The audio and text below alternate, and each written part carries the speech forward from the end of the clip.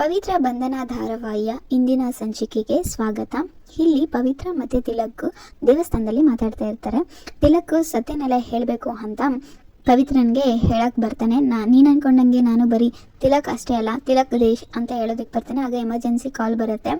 ಅದನ್ನ ನೋಡಿ ಕಟ್ ಮಾಡ್ತಾನೆ. ಆಗ ಪವಿತ್ರ ಇದ್ಬಿಟ್ಟು, ಸೀನಿಯರ್ ಏನೋ ಎಮರ್ಜೆನ್ಸಿ ಕಾಲ್ ಬರ್ತಾ ಇದೆ, ಪಿಕ್ ಮಾಡಿ ಮಾತಾಡು ಅಂತ ಪವಿತ್ರ ತಿಲಕ್ಗೆ ಹೇಳ್ತಾರೆ. ಆಗ ತಿಲಕ್ ಇದ್ಬಿಟ್ಟು ಅದು ಕಂಪ್ನಿ ಬಿಟ್ಟಾಕೋ, ಸರಿ ಇವಾಗ ನಾನು ಹೇಳೋದನ್ನ ಕೇಳಿಸ್ಕೊ ಅಂತ ಹೇಳ್ತಾನೆ. ನೀನು ಅನ್ಕೊಂಡಂಗೆ ನಾನು ಬರೀ ತಿಲಕ್ ಅಷ್ಟೇ ಅಲ್ಲ, ತಿಲಕ್ ದೇಶ್ ಅಂತ ಹೇಳೋದಕ್ಕೆ ಮತ್ತೆ ಬರ್ತಾನೆ.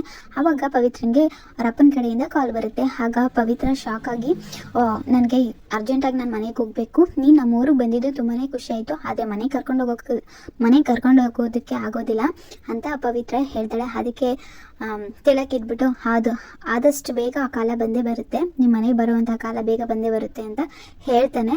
ಅದಕ್ಕೆ ಪವಿತ್ರನ ತುಂಬಾ ಖುಷಿಯಾಗಿ ಹೊರಡ್ತಾಳೆ. ಆಗ ತಿಲಕ್ ಪವಿತ್ರನ ಕೈಯನ್ನು ಹಿಡ್ಕೋತಾನೆ. ಅಲ್ಲಿ ಒಂದು ಸಾಂಗ್ ಬರುತ್ತೆ. ಈ ಕಡೆ ಪವಿತ್ರ ಅವ್ರ ಮನೆಯಲ್ಲಿ ಪವಿತ್ರ ಅವರ ಅತ್ತೆ ಮತ್ತು ಮಗ ಮನೋಜ್ ಬಂದಿರ್ತಾರೆ. ಬಂದು ಪವಿತ್ರ ಅವರ ಅತ್ತೆ ಮಗ ಪವಿತ್ರ ಅವ್ರ ಅಪ್ಪನಿಗೆ ಶೂವನ್ನು ತಂದುಕೊಟ್ಟಿರ್ತಾರೆ, ವಾಕಿಂಗ್ ಶೂವನ್ನು ತಂದುಕೊಟ್ಟು ಅದನ್ನು ಟ್ರಯಲ್ ನೋಡ್ತಾ ಇರ್ತಾರೆ. ಅದಕ್ಕೆ ಪವಿತ್ರ ಇಲ್ವಾ ಅವ್ರ ಅತ್ತೆ ಇದ್ಬಿಟ್ಟು ಹೇಳ್ತಾ ಇರ್ತಾರೆ, ಅವನು ಮಾವನಿಗೆ ತಾನೇ ತಂದುಕೊಟ್ಟಿರೋದು, ಅವನು ಅಷ್ಟು ಕಷ್ಟಪಟ್ಟು ಅಷ್ಟು ದುಡ್ಡು ಖರ್ಚು ಮಾಡಿ ನಿಂಗೆ ತಂದುಕೊಟ್ಟಿದ್ದಾನೆ, ಹಾಕೋ ಅಂತ ಹೇಳ್ತಾರೆ ಚಂದ್ರಕ್ಕ. ಇದನ್ನೆಲ್ಲ ನೋಡಿದಂತಹ ಪವಿತ್ರ ತಮ್ಮ ಸುಮಂತ್ ಇದ್ಬಿಟ್ಟು ಬೇಜಾರಾಗಿ ಈಚೆ ಕಡೆ ಬರ್ತಾನೆ. ಅಷ್ಟೊತ್ತಿಗೆ ಪವಿತ್ರನೂ ಸಹ ಬರ್ತಾರೆ. ಈ ಕಡೆ ಪವಿತ್ರ ಅವ್ರ ತಾತ ಈಚೆ ಕಡೆನೇ ಕೂತಿರ್ತಾರೆ ದೇವಸ್ಥಾನದ ಪ್ರಸಾದನ ಹಿಡ್ಕೊಂಡು.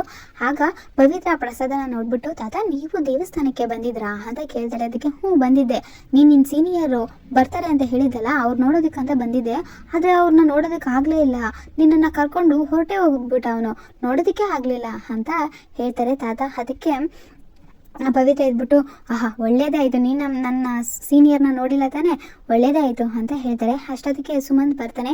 ಒಳಗಡೆ ನಡೀತಿರೋ ನಾಟಕನ ನೋಡೋಕ್ಕಾಗ್ತಿಲ್ಲ ಅಂತ ಸಿಡ್ಕೊಂಡು ಬರ್ತಾನೆ. ಆಗ ಪವಿತ್ರ ಇದ್ಬಿಟ್ಟು, ಏನಾಯಿತು ಅಂತ ಕೇಳ್ತಾರೆ. ಒಳಗಡೆ ನೋಡೋಗು ಅಂತ ಹೇಳ್ತಾನೆ. ಅದಕ್ಕೆ ಪವಿತ್ರ ಒಳಗಡೆ ಬಂದು ನೋಡ್ತಾರೆ. ಪವಿತ್ರ ಅವರ ಅತ್ತೆ ಮತ್ತು ಮಗ ಮನೋಜ್ ಬಂದಿರೋದನ್ನ ನೋಡಿ ಶಾಕ್ ಆಗ್ತಾಳೆ. ಇವಾಗ ಬಂದ್ರ ಅತ್ತೆ ಅಂತ ಕೇಳ್ತಾಳೆ. ಅದಕ್ಕೆ ಕಮ್ಮ ಇವಾಗ ಬಂದೆ ಅಂತ ಹೇಳ್ತಾರೆ. ಅದಕ್ಕೆ ಪುಟ್ಟಣ್ಣ ಅಂದರೆ ಪವಿತ್ರ ಅವರ ತಾತನೂ ಸಹ ಬರ್ತಾರೆ. ಆಗ ಪವಿತ್ರ ಅವರ ಅತ್ತೆ ಇದ್ಬಿಟ್ಟು ಪವಿತ್ರ ಅವ್ರ ತಾತನ ಹತ್ರ ಆಶೀರ್ವಾದ ತಗೋತಾರೆ. ಅದಕ್ಕೆ ಪವಿತ್ರ ಅವ್ರ ತಾತ ಇದ್ಬಿಟ್ಟು ಹೇಳ್ತಾರೆ, ಇದೇನು ಇದಕ್ಕಿದ್ದಂಗೆ ಬಂದ್ಬಿಟ್ಟಿದ್ದೀರಾ ಅಂತ ಕೇಳ್ತಾರೆ. ಅದಕ್ಕೆ ಚಂದ್ರಕ ಇದ್ಬಿಟ್ಟು ಹೇಳ್ತಾರೆ, ನನ್ನ ತವ್ರ ಮನೆಗೆ ಬರೋದಕ್ಕೆ ನಾನೇ ನಿನಗೆ ಹೋಲೆ ಕಳಿಸಿ ನಿನ್ನ ಪರ್ಮಿಷನ್ ತಗೊಂಡು ಬರಬೇಕಾಗಿದೆ ಅಂತ ಹೇಳ್ತಾಳೆ ಚಂದ್ರಕ. ಅದಕ್ಕೆ ಸರಿ ಆಯಿತು, ಅದಾದಮೇಲೆ ಪವಿತ್ರ ಮತ್ತು ಮನೋಜ್ ಮದುವೆ ಬಗ್ಗೆ ಮಾತಾಡೋಣ ಅಂತಲೂ ಸಹ ಬಂದಿದ್ದೀನಿ ಅಂತ ಹೇಳ್ತಾಳೆ. ಅದಕ್ಕೆ ಪವಿತ್ರ ತುಂಬಾ ಶಾಕ್ ಆಗ್ತಾಳೆ. ಈ ಮನೋಜು ಪವಿತ್ರನೇ ಸಹ ನೋಡ್ತಾನೇ ಇರ್ತಾನೆ. ಪವಿತ್ರನಿಗೂ ಓದ್ ಮುಗೀತು, ನನ್ನ ಮಗನಿಗೂ ಮದುವೆ ವಯಸ್ಸು ಬಂತು, ಇನ್ನು ತಡ ಮಾಡೋದ್ರಲ್ಲಿ ಅರ್ಥ ಇಲ್ವಲ್ಲ ಅಂತ ಚಂದ್ರಕ ಹೇಳ್ತಾಳೆ. ಅದಕ್ಕೆ ಪವಿತ್ರ ತುಂಬಾ ಶಾಕ್ ಆಗ್ತಾಳೆ. ಪುಟ್ಟಣ್ಣನೂ ಸಹ ಶಾಕ್ ಆಗಿ ಪವಿತ್ರನ ನೋಡ್ತಾ ಇರ್ತಾರೆ. ಈ ಕಡೆ ತಿಲಕ್ ರೆಡಿಯಾಗಿ ಮಾಡೋದಕ್ಕೆ ಬರ್ತಾನೆ. ಆಗ ಹೇಳ್ತಾನೆ, ಜನ್ಮದಿನದ ಸಂತೋಷದಲ್ಲಿರುವಂತಹ ನನ್ನನ್ನು ಇಲ್ಲಿಗೇನು ಕರೆದ್ರಿ ಅಂತ ಡವ್ ಮಾಡ್ತಾ ಇರ್ತಾನೆ. ಅದಕ್ಕೆ ಅವರ ಚಿಕ್ಕಪ್ಪನ ಮಗಳು ಇರ್ತಾಳೆ, ಡವ್ ಮಾಡಿದ್ದು ಸಾಕು, ನಿಮ್ಮ ಅಣ್ಣನಿಗೆ ಬುದ್ಧಿ ಹೇಳು ಅಂತ ಹೇಳ್ತಾಳೆ. ಅದಕ್ಕೆ ಹೌದಾ ಏನಕ್ಕೆ ಅಂತ ತಿಲಕ್ ಕೇಳ್ತಾನೆ. ಅದಕ್ಕೆ ಅಜ್ಜಿ ಇದ್ಬಿಟ್ಟು ಹೇಳ್ತಾರೆ, ದೇವಸ್ಥಾನಕ್ಕೆ ಪಂಚೆ ಉಟ್ಕೊಂಡು ಬಾರೋ ಅಂತ ಹೇಳಿದ್ರೆ ಈ ರೀತಿ ಪ್ಯಾಂಟ್ ಹಾಕೊಂಡು ಬಂದಿದ್ದಾನೆ ಅಂತ ಅಜ್ಜಿ ಹೇಳ್ತಾರೆ. ಈಗ ನೀನು ಅವನ ಪಂಚೆ ಹಾಕೋದಕ್ಕೆ ಹೆಲ್ಪ್ ಮಾಡು ಅಂತ ಹೇಳ್ತಾರೆ. ಅದಕ್ಕೆ ತಿಲಕ್ ಇದ್ಬಿಟ್ಟು, ಅಷ್ಟೇ ತಾನೇ ಅಂದ್ಬಿಟ್ಟು ಅವನ್ನ ಬಟ್ಟೆ ಚೇಂಜ್ ಮಾಡಿಸ್ತಾರೆ. ಪಂಚೆ ಮತ್ತು ಶರ್ಟನ್ನು ಹಾಕಿಸಿ ಒಂದು ಸಾಂಗನ್ನು ಅದೇ ಬೃಂದಾವನ ಸಾಂಗ್ಗೆ ಡ್ಯಾನ್ಸನ್ನು ಮಾಡ್ತಾರೆ ಎಲ್ಲರೂ ಸೇರಿಕೊಂಡು. ಈ ಕಡೆ ಪವಿತ್ರ ಮನೆಯಲ್ಲಿ ಪವಿತ್ರನ ನೋಡಿ ಅವರಪ್ಪ, ಯಾಕೆ ಮಗಳೇ ಸುಮ್ಮನೆ ನಿಂತಿದೀಯಾ, ಬಾ ಇಲ್ಲಿ ಕೂತ್ಕೋ ಬಾ ಅಂತ ಕರೀತಾರೆ. ಅದಕ್ಕೆ ಪವಿತ್ರ ಅವ್ರ ಅತ್ತೆ ಇದ್ಬಿಟ್ಟು, ಬಾ ಇಲ್ಲೇ ಕೂತ್ಕೋ ಬಾ ಅಂತ ಮನೋಜನ ಹತ್ರ ಕೂರಿಸ್ತಾರೆ. ರಂಗ, ನಾನು ಹೇಳೋದ್ರಲ್ಲಿ ಏನಾದ್ರು ತಪ್ಪಿದೆಯಾ ಅಂತ ಚಂದ್ರಕ ಅವ್ರ ತಮ್ಮನ್ನ ಕೇಳ್ತಾರೆ. ಅದಕ್ಕೆ ರಂಗನ ಇದ್ಬಿಟ್ಟು ಹೇಳ್ತಾರೆ, ನೀನು ಹೇಳೋದ್ರಲ್ಲಿ ಏನೂ ತಪ್ಪಿಲ್ಲ ಅಕ್ಕ, ನೀನು ನನ್ನ ಮಗಳನ್ನ ಸ್ವಂತ ಮಗಳ ಥರ, ಅವಳು ಕಾಲೇಜ್ಗೆ ಹೋಗ್ಬೇಕಾದ್ರೆ ಅವಳನ್ನು ಊಟ ಹಾಕಿ ನೀನು ಸಾಕಿದೆಯಾ, ಸ್ವಂತ ಮಗಳ ರೀತಿ ಸಾಕಿದೀಯಾ, ಪವಿತ್ರ ಯಾವತ್ತಿದ್ರೂ ನಿನ್ನ ಮನೆ ಸೊಸೆನೆ ಅಂತ ಹೇಳ್ತಾರೆ. ಅದನ್ನು ಕೇಳಿದಂತಹ ಪವಿತ್ರ ತುಂಬಾ ಶಾಕಾಗಿ ಎದ್ದು ನಿಂತ್ಕೋತಾಳೆ. ಅದನ್ನು ನೋಡಿದಂತಹ ಪವಿತ್ರ ಅವರಪ್ಪ ಇದ್ಬಿಟ್ಟು, ಯಾಕೆ ಮಗಳೇ ಅಂತ ಕೇಳ್ತಾರೆ. ಅದಕ್ಕೆ ಪವಿತ್ರ ಶಾಕಲ್ಲಿ, ಏನಿಲ್ಲಪ್ಪ ನಾನು ಕಾಫಿ ಮಾಡ್ಕೊಂಡು ಬರೋಕ್ಕೆ ಹೋಗ್ತೀನಿ ಅಂತ ಹೋಗ್ತಾಳೆ.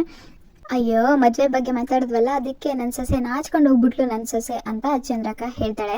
ಈ ಕಡೆ ತಿಲಕು ಡ್ಯಾನ್ಸ್ ಎಲ್ಲ ಮುಗಿಸ್ಕೊಂಡು ಬರ್ತಾ ಇರ್ತೇನೆ. ಅಯ್ಯೋ ಈ ಪಂಚೆ ಸೊಂಟದ ಮೇಲೆ ನಿಲ್ತಾ ಇಲ್ವಲ್ಲಪ್ಪ, ಏನಾದರೂ ಬಿದ್ದೋಗ್ಬಿಟ್ರೆ ನನ್ನ ಮಾನ ಮರ್ಯಾದೆ ಹೋಗ್ಬಿಡುತ್ತಲ್ಲಪ್ಪ ಅಂತ ಯೋಚನೆ ಮಾಡ್ಕೊಂಡು ಬರ್ತಾ ಇರ್ತೇನೆ. ಆಗ ಹಿಂದ್ಗಡೆಯಿಂದ ಸರ್ ಅಂತ ಒಂದು ಸೌಂಡ್ ಕೇಳಿಸುತ್ತೆ. ಆಗ ಟುಮಿ ನನ್ನನ್ನು ಯಾರು ಕರಿತಾ ಇದ್ದಾರೆ ಸರ್ ಅಂತ ಅಂದ್ಕೊಂಡು ನನ್ನನ್ನು ಯಾರು ಕರೀತಾರೆ ಅಂದ್ಬಿಟ್ಟು ಹೋಗ್ತಾ ಇರ್ತೇನೆ ತಿಲಕ್ಕೆ. ಆಗ ಸರ್ ನಿಮ್ಮನ್ನೇ ಅಂತ ತಿಲಕ್ ಅವರಮ್ಮ ಕೂಗ್ತಾರೆ.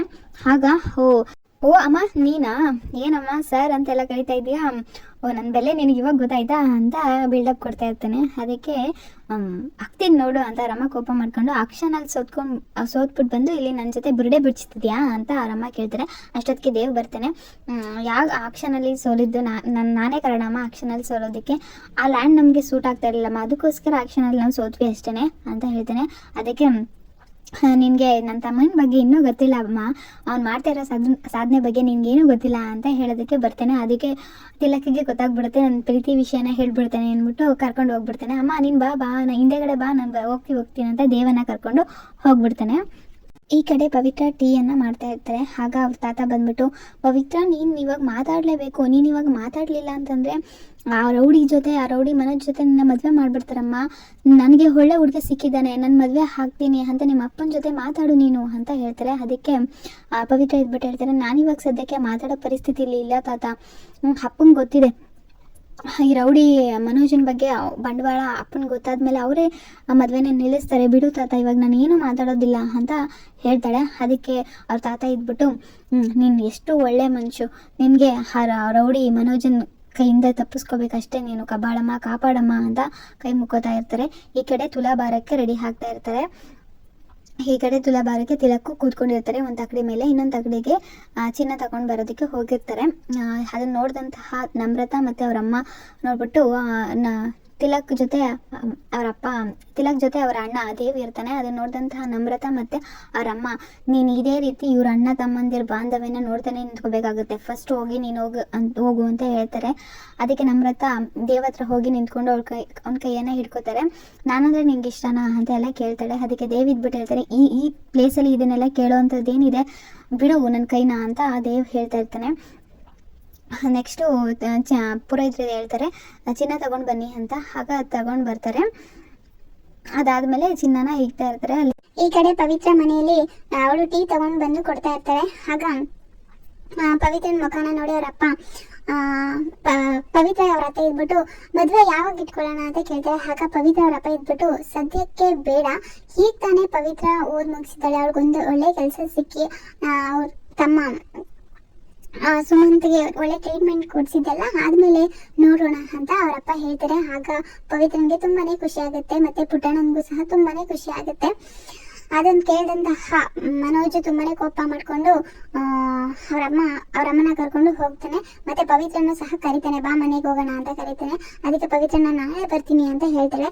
ಕೋಪಿಸ್ಕೊಂಡು ಮನೋಜು ಹೋಗ್ತಾನೆ. ಇಲ್ಲಿ ತುಲಾಭಾರ ನಡೀತಾ ಇರುತ್ತೆ. ಚಿನ್ನದ ಕಿರೀಟನ ಕೊಡ್ತಾ ಇರ್ತಾರೆ ತಿಲಕ್ ಅವರಮ್ಮ. ಮತ್ತೆ ಅದನ್ನ ನೋಡ್ತಾ ಎಲ್ಲ ನಿಂತ್ಕೋತಾರೆ. ಅಲ್ಲಿಗೆ ಈ ಎಪಿಸೋಡು ಎಂಡ್ ಆಗ್ತಾ ಇದೆ ಅಷ್ಟೇ.